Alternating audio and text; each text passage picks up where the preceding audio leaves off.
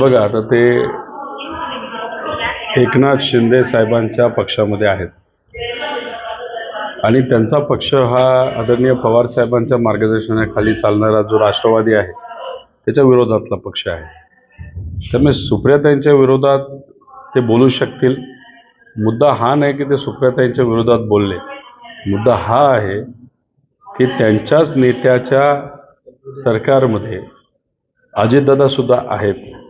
ते या राज्याचे उपमुख्यमंत्री आहेत आणि त्यांच्याच विरोधात ते कसे बोलले, धाडस कसं झालं, त्यांना एकनाथ शिंदे साहेबांनी बोलायला सांगितलं का कुठल्या तरी दुसऱ्या पक्षाच्या म्हणजे भाजपच्या एका नेत्याला बोलायला लावलं आणि मुद्दामून एक वाद निर्माण व्हावा असा एक प्रयत्न होता का, असा प्रश्न निर्माण होतो. त्यामुळे त्याच्यावर जास्त बोलण्याची जरूरत आहे.